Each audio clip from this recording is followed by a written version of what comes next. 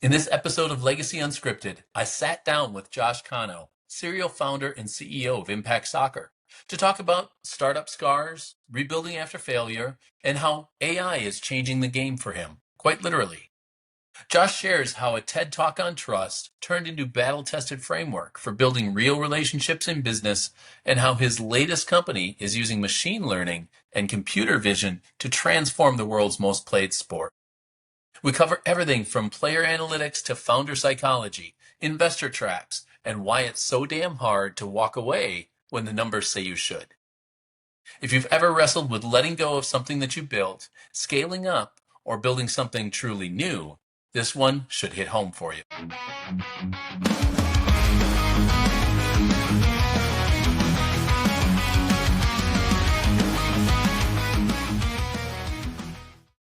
Welcome to Legacy Unscripted, sponsored by Progeny Coaching. This is the podcast where sports and business collide.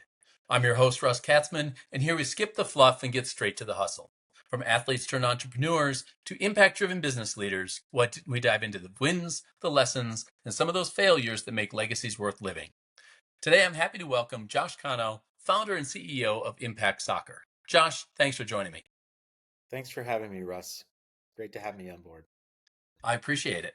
As you and I talked during the introduction and some of that kind of stuff, I love the fact that you've done a TED Talk. Give the audience an idea of what drove that, why you did it, and what was it about?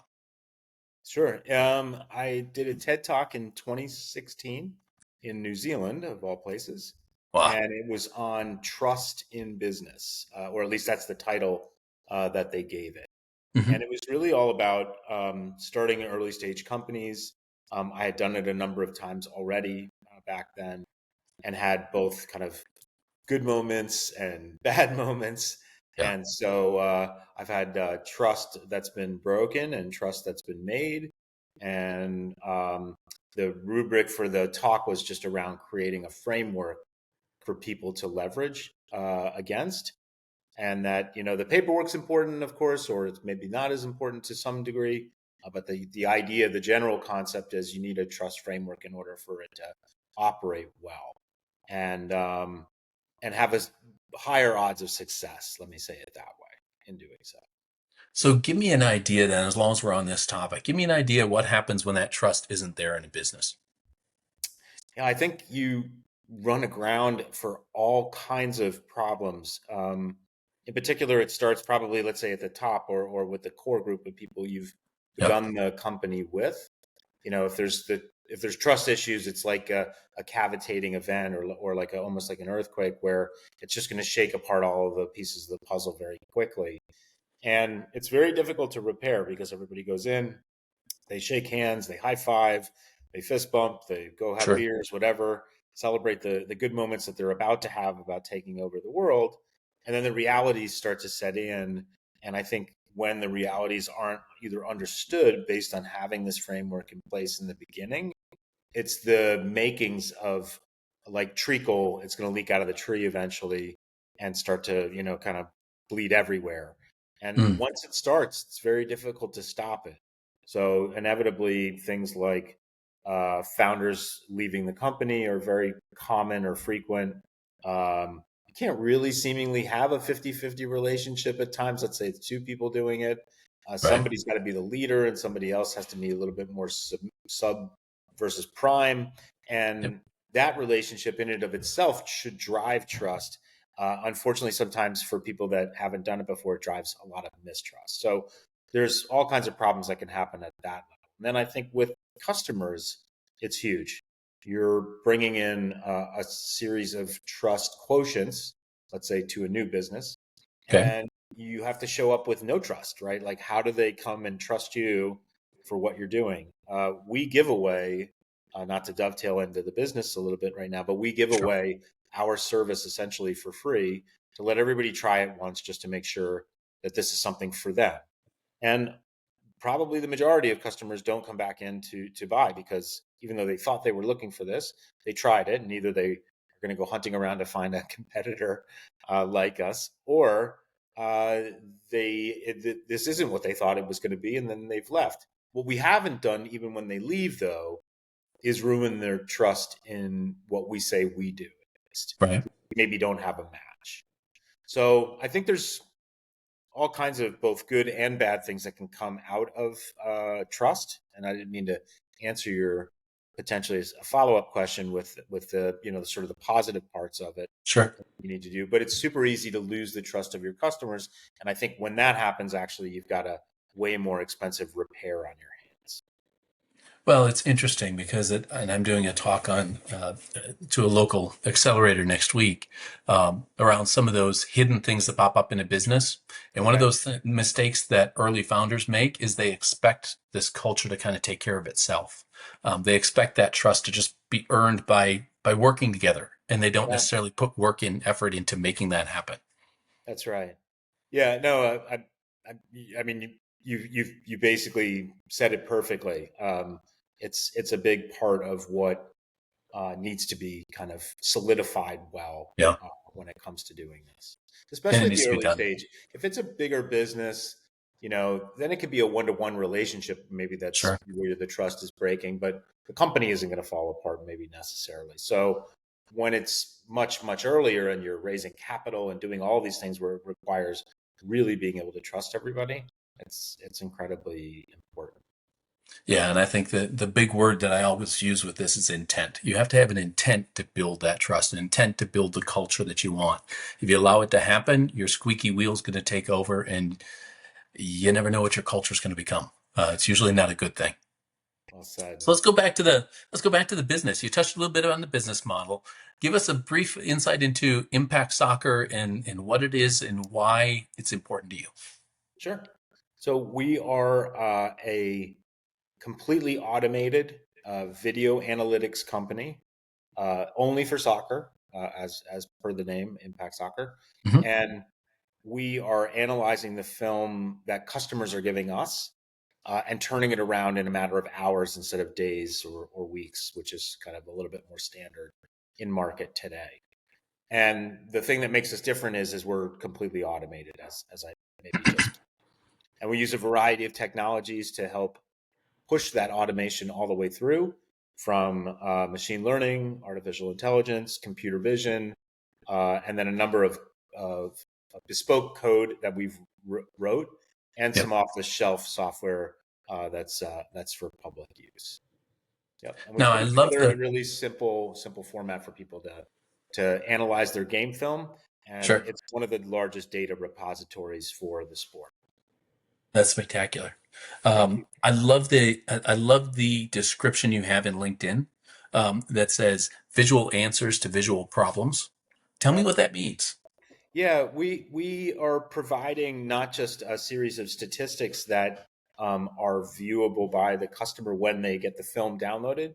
So as you Hmm. can imagine, like shots on goal or passes or 50-50 balls or anything like that, where Sure. it's very clear you need a number in order to represent it. But when they click on any of the numbers, we have a timeline underneath where this shows up. Any of the statistics that we produce, excuse me, we have a timeline underneath the film that they can then choose little bubbles depending on the color of the team that's there. Hmm. And it'll bring you to that exact moment in time, which is a visual representation of what went on. So it's a lot easier for people to go back and see exactly what happened without having to go through and edit the entire film. And we also know that like soccer is a game played outside. Like, Yeah. you need to show something visual to really represent what's happening. And to date, a lot of that visual representation for review has always either been done by watching the whole film, which is one way to do it. Certainly, we think this is a much more efficient way to do it because we can carve up the film into hundreds of pieces very quickly. Um, but a lot of it's been done using a magnet board at the sidelines. Hey, you were over Yeah. here, and True. offensively things look like this, or defensively they look like that. And that's still a very useful tool, but it's one that's ephemeral. Like I can't see it later and go back to it, or share it, or put it on social media, or if the grandparents want to take a look at it, right? There's no way to kind of get that data out from the film easily and quickly without Yeah. hand editing. And so that's what we have automated in its most raw format. That's funny. It's evolved so much, and I mean now we're to AI and stuff. It's evolved so much over the years. I watch a ton of football. I had a cousin who did camera work for professional football teams in the NFL for quite a few years, Okay. and he was working with the Saints at one time. This was back when Mike Ditka was the coach. So you're talking almost 30 years ago.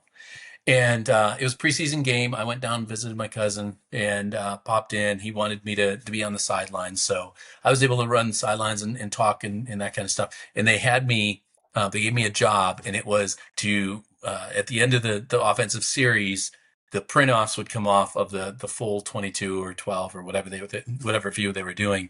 They would have me run over there, pile them up, staple them, and take them to the quarterback and say, Right. here's your plays. And it's the equivalent of that whiteboard, right? Scribbling stuff here and whatever they could see in a snapshot in time. Now they've got the Microsoft Surfaces or iPads or whatever they happen to be using on the sidelines, and they see it in live time and this and that. Do you tend to have teams that come to you, or individuals? Is a little bit of combination of both? Who's utilizing this? So it's certainly a little bottom up and top down. Let's say team and player, coach in the middle, club owners, depending on the size of the club or the academy and how far up Sure. the professional ladder they are or they aren't.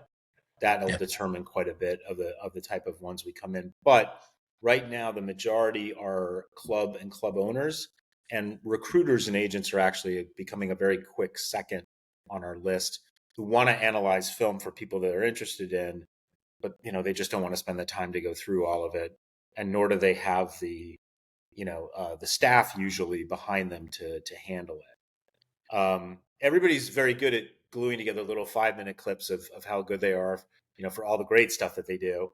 But Sure. doing it over the lifetime of an entire match, which doesn't sound like, again, a real lifetime, but of course, 90 minutes, you'll find lots of nuances about play that are maybe interesting to different people for different reasons. So coaches have a really good reason. Certainly club owners have one, especially if they're paying for players at the semi-amateur level or collegiate level. Yeah. And now with things like, oh my gosh, the acronym for paying college athletes. Why is this? NIL.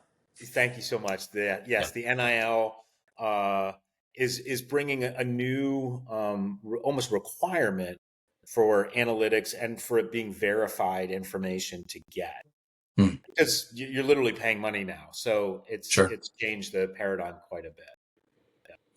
I find it interesting. The word you used was nuance. And I've always said that the best use of AI is a combination of AI plus human, right? Because we have the intuition, we have those gut feelings, we have those thoughts that you just can't build into AI.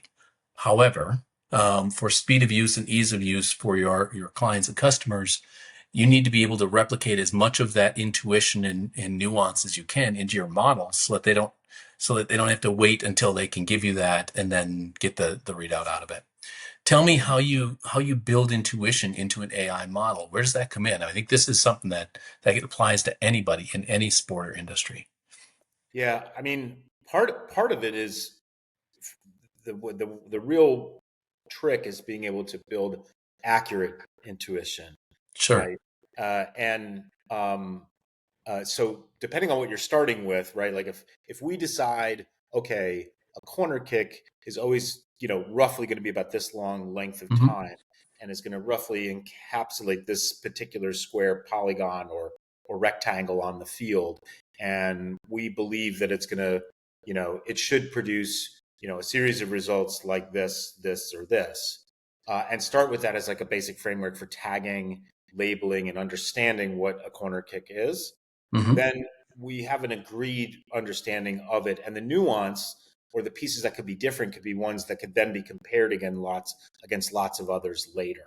The hard part, and this is very difficult to say as a human, is sometimes taking our own bias out of the way and Yeah. letting the machine tell you what it actually sees or saw. And Hmm. what's really interesting is we built a small feature called the AI Assistant Coach. It's this green Hmm. button now on our landing page for when after you've loaded a film, and it's great for parents, for coaches, for other people who just don't have the time or the wherewithal to really kind of dig deeper into the statistics themselves and get that nuance out. And because we've trained it against hundreds of other matches and now thousands of other times, it's going to find statistical information that a human might miss to provide that extra nuance to them and say, well, running a formation or an offense like this caused you to have more corner kicks than last week. And so knowing that can provide nuance, not just within the game itself, but maybe game over game over game. And then on the personal side, to bring this back to people, I think what we're also doing in some kind of interesting ways is the AI doesn't really miss anything, or very little, or very infrequently. And so if we get back these kind of more full, robust reports from it, I think it makes us better at interpreting what happened in the match, why it happened, and maybe what could be done, kind of in the future, or even, what we should focus on for practice this coming week. So there's some really helpful information that can be derived from it to kind of match, Russ, with what you were saying about the best is kind of buffering what we have as humans as nuance, but making sure that we don't miss it when we're reviewing some of the information. You talked about the parents using this. I can just see a parent sitting there using the AI assistant coach, and it says, your son needs to learn how to cross with his left. No, he doesn't. No, we've been working on that for you. He's fine with the left. I don't know what, I'm going to throw the baby out with bathwater. This thing sucks. I don't want this. Use this anymore. It is. And if I unintentionally throw out some 4-letter expletives, Feel free. Feel free. Yeah, it is. It is fucking amazing what it comes back with, and how nuanced it can get. Like, this week you guys might want to work on rondos because you're clearly not doing enough passing between team players. Sure. Again, if I wasn't a machine to know that last week or the last 3 weeks we passed more frequently than we did this week, and we had a negative net result, like that was potentially one of the reasons that it didn't work out for us. So again, I think it's taking what it gives back, which is an almost endless stream of data and information, and paring it down into some things that are just really simple for us to understand and then execute against. Right? This is about playing a match better. So how do we do it? Yeah, you talked a little bit about the labeling and tagging and all that kind of stuff, and that takes a heck of a lot of time to get that in a single sport, all the different movements, all the different things. So obviously you've emphasized on soccer to begin with. Are you looking at other sports to branch into? Have you thought about stretching the bounds of this a little bit or not? Yeah, everybody asks, and so I'm not surprised by the question. We are definitely thinking about it long term. I think in the near future, there's so much to be done with what is the most popular sport in the world. Sure. And certainly one that is going to become even more popular in the US as of, I don't know, 6 months from now when it's here, right, for the World Cup. We're going to get, just an explosion of interest in what we're doing. We're probably going to stick with what we have for the time being. Over time, it's certainly possible we go into other sports. And we've been asked, could you do this for basketball? Could you do it for hockey? Could you do it for even rugby, just a myriad of other sports? And the answer is, of course we can. It's all about servicing, honestly, servicing the customers that we don't know about yet. So yeah, I think it's interesting. You mentioned NIL earlier, and if we do, and for me, a business lesson here is following the money. And if we do follow the money a little bit through NIL, we start to look at who our customer becomes, right? It's less around parents who want to improve their kids. Certainly they want to. They will always be there. But then we start looking at agents, sponsors who have something to lose if this guy starts to fall downhill. And you can start to ask AI, okay, how do we make sure this guy doesn't get injured? What's the best exercises to make sure this guy doesn't get injured based on his running and the way he approaches things, et cetera? The agent sitting and looking at it and saying, what are some of the high points of this guy's skill and level and game that we can emphasize to the teams to increase his value to those teams, whether it be back, a defender, covering the goal when the goalie gets out of that, sweeping behind the goal and taking care of that. all of these kinds of things that now increase the value, that's valuable to an agent. So talk to me about the future of what you see your ideal customer segment looking like in the next handful of years. Yeah, I think our ICP uh, shifts a little bit. Hmm. It stays within the band of uh, teams, coaches, players, parents, and recruiters and agents and the like. It probably starts to shift more towards agents and others when um, changes in the market happen a little bit with a little bit higher Sure. frequency. So I'll give you a simple, direct example for you and your audience. Like most of the film that we get is 1080p, so it's high Hmm. def. But to get to biomechanics, like you were just talking about, where Sure. you could look at the player's gait, their run, how many times are they checking, looking over their shoulders, like much more detailed information that we're currently ingesting. Yep. Then you could provide a lot more personalized information down to every single player on the pitch. And 4K cameras are now finally becoming more of a regular occurrence, even Yep. for amateur film. And with that jump, you're talking about literally 4 times the frame rate of a high def camera. So now we can get very detailed, and the material that we're getting as data is very crisp. It also takes us longer because we now have to go through 4 times the amount of segmentation Sure. of what the app runs on. But thank goodness at Amazon we have an endless stream to run through. So we think the changes that will happen will be a greater detail on the individual players, a greater amount of information to understand what's actually happening with them or not. You and I both played sports at some point, right? Yep. How many times did we ever tell the coach, no, I'm good, I can play, even when we were injured and had something wrong? Well, with 4K resolution and higher, maybe more like 8K with some regularity, we could tell that the players may be working with an injury that they don't want to share because Yeah. their feed is not matching what happened previously in weeks prior. And so something might be wrong with them and they just don't want to do it. So we think the granularity for what they can pull out of it for video in particular is just going to get better and better and better. And now the players may or may not have to wear wearable devices to do additional tracking. Well, and I think that's a great point because I don't think we're far away from that independent medical professional being down in all these high schools required for high school sports and some of that. So, Yeah. especially if we continue contact sports at that level, they're going to want the independent medical professional on staff, watching, learning, all that kind of stuff. But the interesting part is I've seen these high school cameras. They are not 4K. They will probably not be for a while. The No. lower college cameras won't be for a while. So, getting that down so that they have better resolution. You have the capability to bring that from older film into who they are today.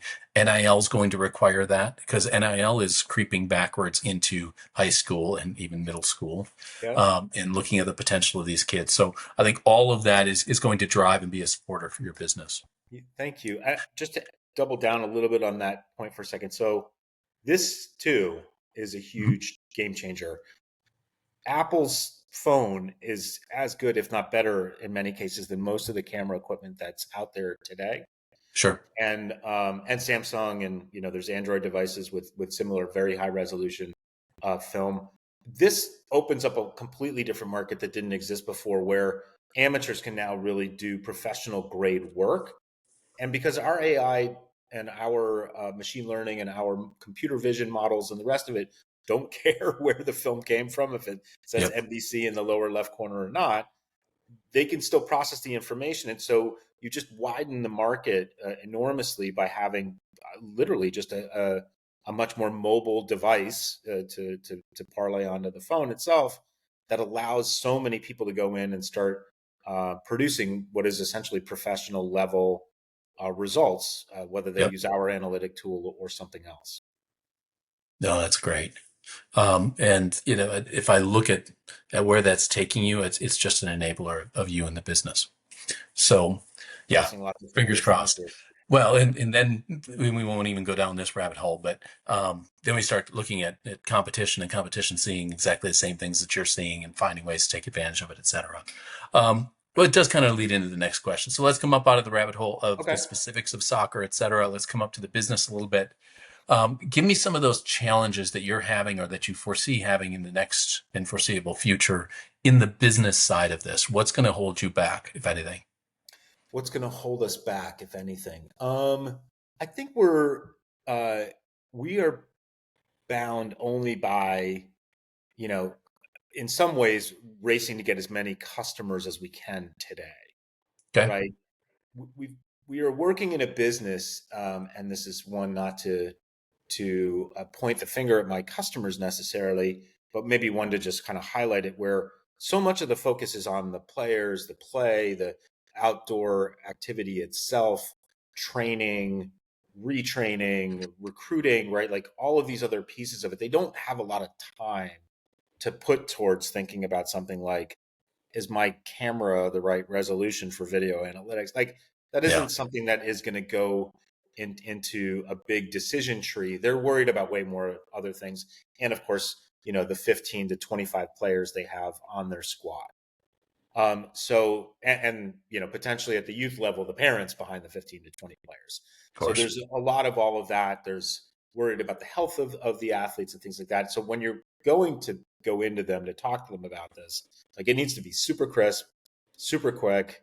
And I think there has to be, even if nobody wants to admit it, there is a bit of a lemming sales cycle to this, where if Hmm. they see somebody that they know or another team that is relative to them that's of reference, or even one that's a super team, like clubs, let's say in the Premier League in England, that are doing it, then it's like, okay, they're doing it, I need to go do it. And that Yep. is maybe a justifiable mechanism for growth, but I do see that as sometimes like a little bit of a hard thing to get through to people, where it's like, we're doing all of this amazing stuff on our product and you don't really seem to care about it. You just seem to care about who else is using this. And so Yeah. that's an interesting barrier that I haven't experienced in software in the last 20 years. It's interesting. I just had a conversation with an individual who started a tennis esports league. Right, he just had the championships here in Vegas, and I'm going to have him on the podcast. Plug for the podcast. I have him on the podcast here in a few weeks, maybe even by the time this comes live as well. Oh, cool. Um, and one of the things he talked about is the repetition that people can get at home by doing this in a virtual environment, doing this through VR and doing all of that kind of stuff. Do you see VR becoming an enabler or a challenge to your company as you go forward? That's another excellent ask. I think VR in certain parts of the sport make a ton of sense. Hmm. Um, I'm injured and I can't get back out on the field, but I would still want to. You still want to train the brain, kind of, right? Like Sure. the physical parts of the body may, if you get an ACL, you're out for however many months, right, or even a year, and you still want to, keep your skills kind of alive without having to wait to get back out. I think VR for that is incredible. I think VR then even just for post practice would be very useful. So you've got our film, you've got our stats, and now you can put something on your head, and it would walk you through those moments in time. Mm. That would be super useful, where the coach doesn't even have to essentially review the information. This is something you could review yourself. Yeah. I think VR definitely adds a layer of repetition, practice, and relearning that could be very helpful for people. Got it. And then I Now, feel like I was missing the second part of the question, but that was no, I think you got it. I think okay.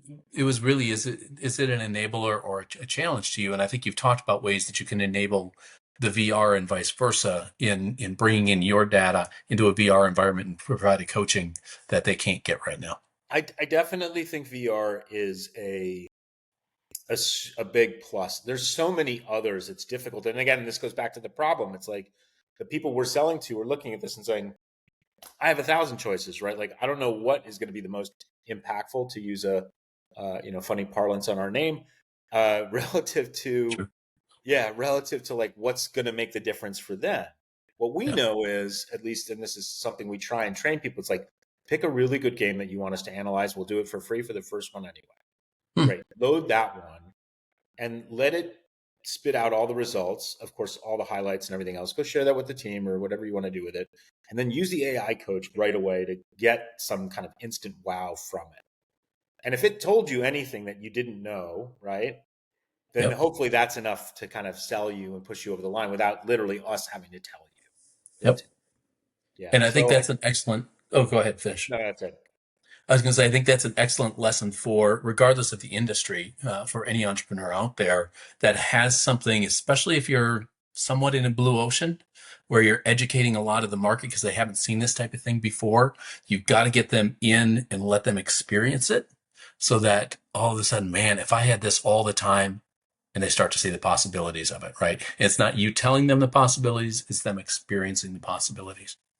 We do want to provide, again, I don't know who used or coined the term, you know, you giving them a wow, right? Giving them an Sure. aha, like an aha, right?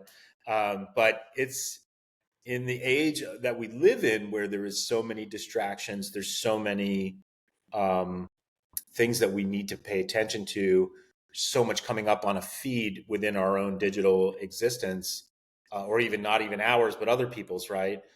It's really hard to kind of stay focused and stay in front of folks to get them to go, right, this is the right, holistic solution, and here's how we start. Okay.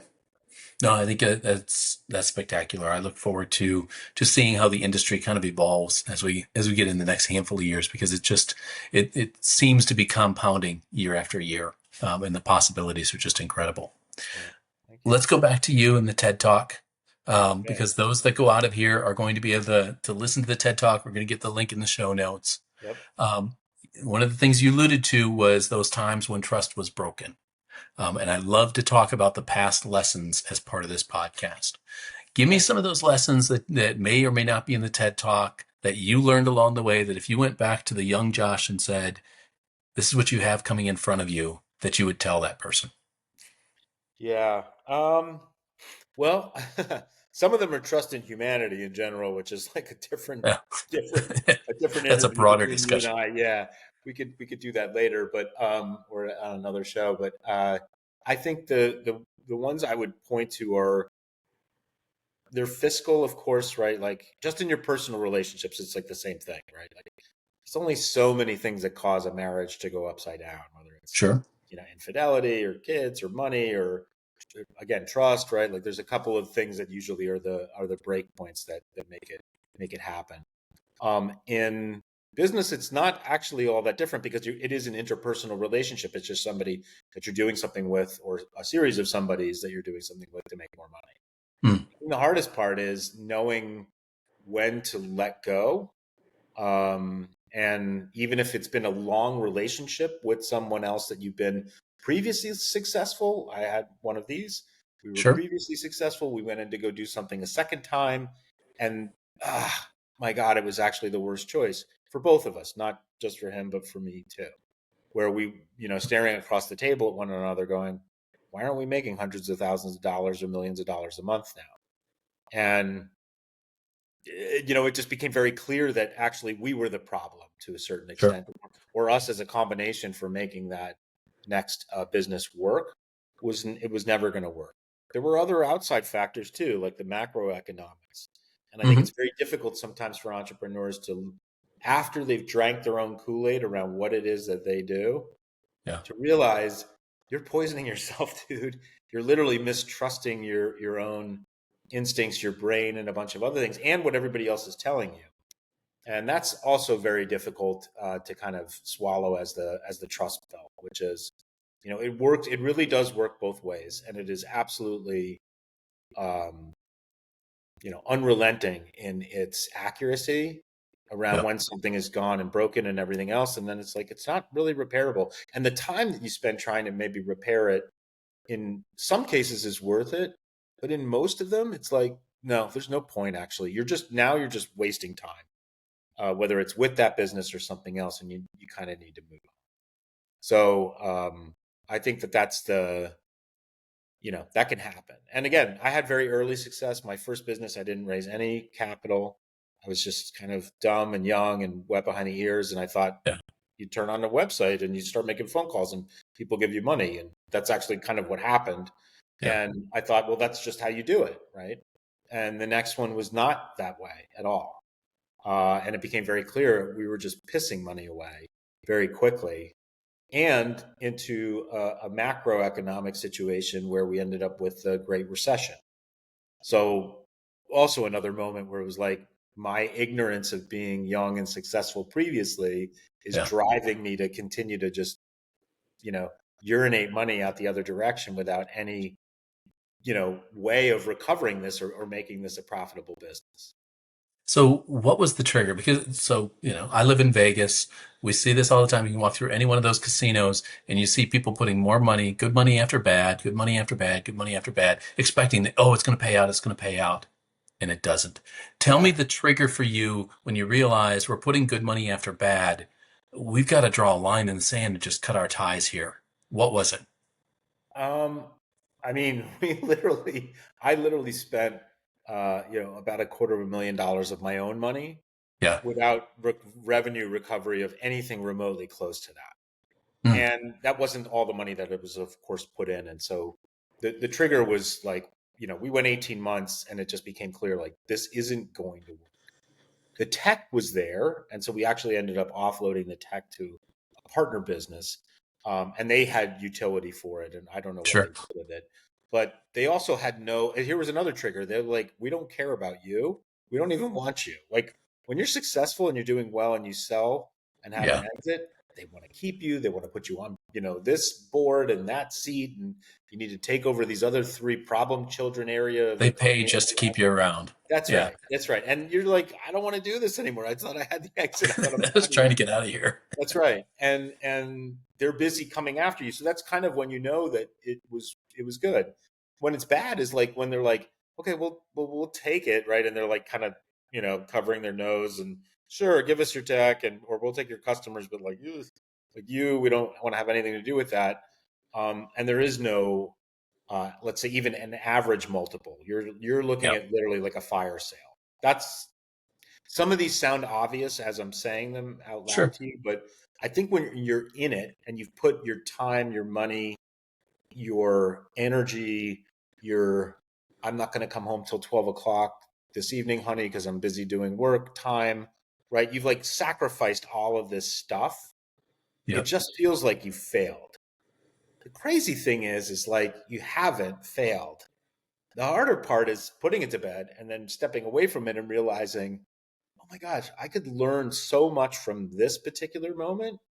And I do often say this to other entrepreneurs, is like, when you're successful, you don't learn anything. You just turn on the lights like I did, in the beginning, and everything works beautifully. And you Sure. just think you're smarter than everyone. Yeah. When you fail, you realize you're not smarter than everyone. You should learn from this. And then there's this entire trail of lessons, like a timeline that Yeah. we put on the highlights now for the for our customers. There's a highlight timeline of failure, and you could just, if you could somehow click on all of those moments and relive them, what could you learn out of this? Holy shit, you could learn everything that you would need to know to go do it again a third time. Yep. No, it's the Edison thing of he didn't fail 99 times to invent the light bulb. It was, he had 99 lessons that got him to the 100th time when he invented it, Totally. right? It's a I mean, great way of it's, saying, a much better and more eloquent way of saying it. Thank you. Yep. yeah, no, and my loyal listeners know that I obviously promote coaching and this is a big part of it. But the reason I do that is because it's that outside perspective, because of what you're talking about. It's that internal emotion that I'm tied to, that said, this is my baby. We've started this together. We're going to do it. And unfortunately, especially when you have partners, you start to feed off of each other. One starts to question, the other one says, no, no, no, we'll be all right. And here's why, and blah, blah, blah. And then that one starts to question, the other one comes like, no, no, no, we'll be all right. And here's why. And you start to feed each other into this, and it makes it that much harder to pull apart and divorce from the thing. It's so true. Um and that glue, where you're not going to get divorced no matter what happens, right? You're just going to Yeah. dig and grind it out, is what investors and other people are also banking on. Yes. So it's so difficult even to know I'm drowning. And like, meanwhile, like the surface, you're just getting deeper and deeper in the water, and like the bubbles are racing out of your mouth. But you think that you're not. You think that you're still okay. But the quagmire that you're already in, it's like quicksand, right? It's a little bit too late once it sort of reaches your abdomen or Yeah. wherever it is, and then it's all over. Well, this is why I talk to investors occasionally, and it's because of the work that I do with entrepreneurs. I'll tell the investors, look, when you're looking to invest in something, make sure you believe in the problem, make sure you believe in the audience that you're pitching that problem to, and make sure you believe in the solution. Then worry about the team, because sometimes they get, it's a slick guy on the management team, or somebody who's got a ton of potential, is a wild card and an ace in his graduate degree and all this kind of stuff, just perfect and this guy just seems like the thing, and you forget to look at the other things. And what they wind up happening is they're investing in the person and not the idea or the Yep. solution. And that person can be interchangeable if you have the right solution to the correct problem, to the right audience, at the right price that they're going to be willing to pay for it. Investors have to be careful of that when they get involved with a given founder or entrepreneur.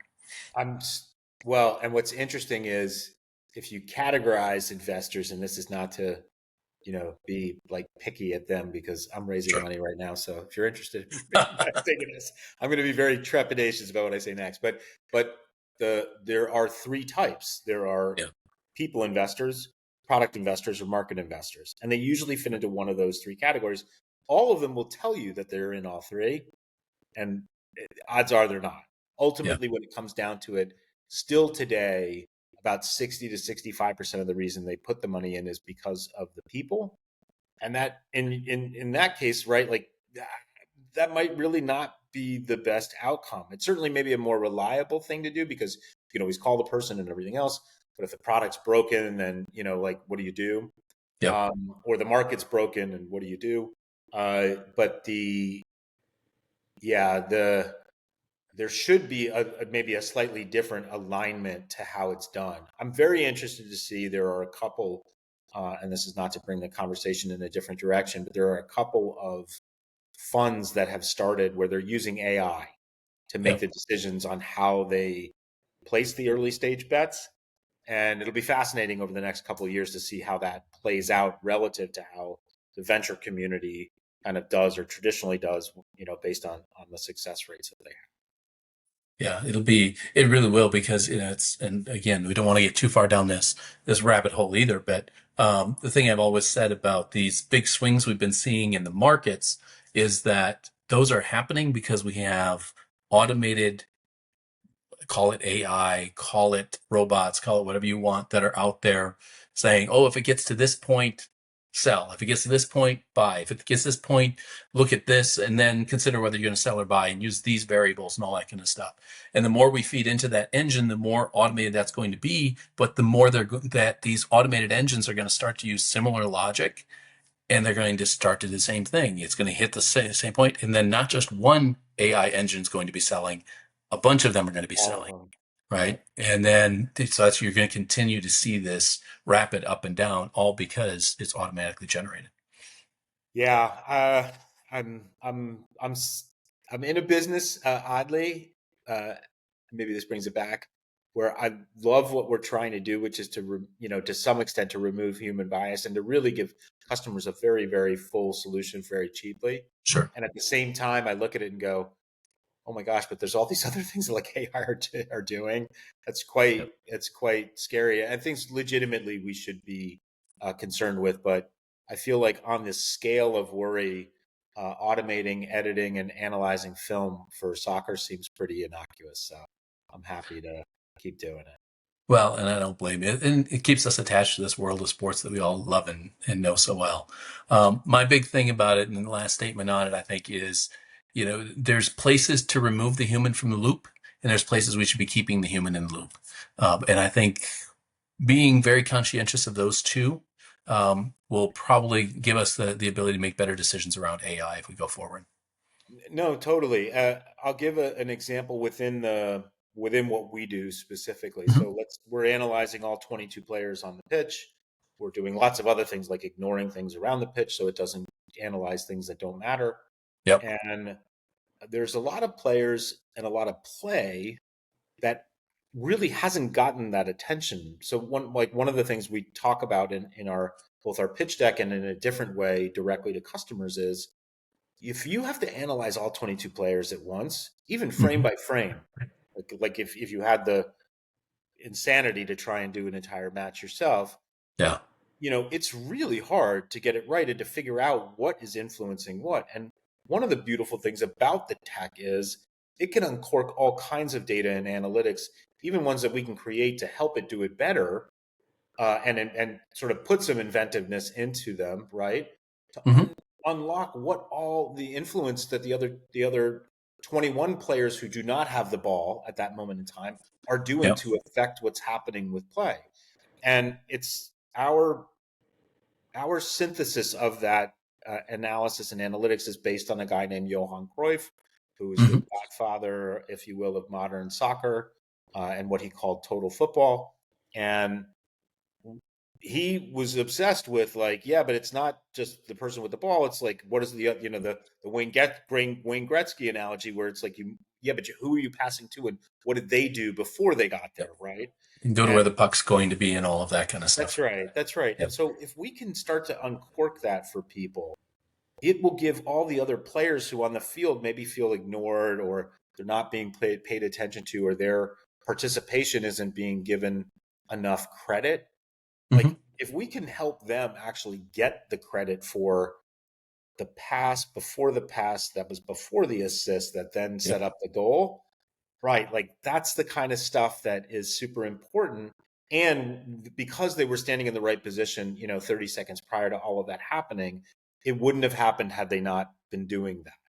Like, Yep. that's really where we find the value, ultimate value of what we want to give to people, and maybe then predictively train out some interesting models in the future where somebody could use what we've done in a post-processing sense to kind of predict the future, and use newer technology that we haven't gotten involved with yet. But there are things like quantum mechanics. We can talk about that in another show, where we're thinking also too. We could put all of this data and information into, and again, it's just going to help uncork all this unseen insights that are not there today.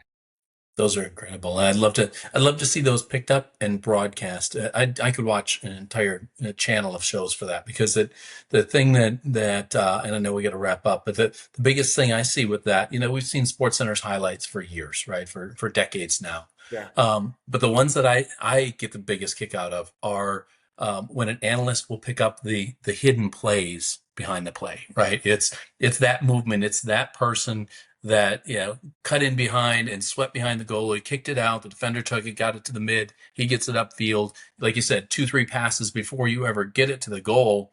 But if that guy hadn't swept in just the right manner and got it out to the defender, it would have never happened. And those are the kinds of things that aren't highlighted nearly enough. That if you truly enjoy these games, that when you start to watch that, you just suck that up like it's butter. I mean, it's awesome. Yeah, we did a statistical analysis of a number of games before we started with our first product rollout.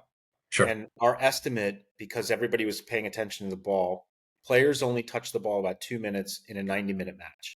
So you Mm, go back and add up every single frame that they actually have the ball. Each one of them is only having it for a fraction of the time. sure. And it's even less in professional, like high level professional. It's like a minute Yep. and 38 seconds or something. So the crazy part about that is, like, what are they doing the other 87 or 88 minutes of the game? Like, and Yeah. nobody has really good information other than, oh, they were running this fast or they were doing some other things. Great. Tell me how they were influencing the game. And that's where Yep. we ultimately feel like this can bring us. And I'll sit and watch, if you want to invite me over for beers, I'll sit and watch the channel to be with you. We can hang out. Yeah. That'd be great, wouldn't it? And I think, and last thing I'm going to say about it, I think it's just great education for the younger player who's asking, what's the point, right? The coach is Yeah. talking about spacing and movement and all that. What's the point, right? Well, let me tell you what the point is. Let's watch this. Let's run through this. Let's watch how this impacts the play. I just think that that's an education. And for anybody that's out there looking to invest in something, I'd love to see this kind of thing blown up. So, Josh, anything I haven't asked that you'd like to get out there for us? Um, Anything you haven't asked that we'd like to get out? I think I'm generally pretty good. I would Yep. just say that um, we're um, we're on a different path, I think, than maybe some other companies are right now that have been in the space for a while. Mm-hmm. And we're just interested in trying to find people who are looking for the same kinds of things that are off the beaten path, because we really feel like that's where the value is that we can provide for folks. But I don't want to sound like I'm pitching the business necessarily. So Sure, I you can think you did a pitch. great. Yeah, I know, but I think you did a great job overall with the interview. This is easily the most fun I've had on a podcast yet. Period. Beautiful. To date. So thank you so much for making it a comfortable space to talk about everything from trust to AI to potentially quantum level solutions in the future. No, that's beautiful. And I thank you for joining us. This has been great. That's So that's a wrap for this episode of Legacy Unscripted. If today's conversation sparks something in you, don't just let it sit. Take some action today to build your future. Make sure to subscribe, leave us a review, and share this with someone who may need to hear it. And if you've got a story to share or you just want to connect, you know where to find me. Until next time, keep it bold, keep it real, and keep living your legacy.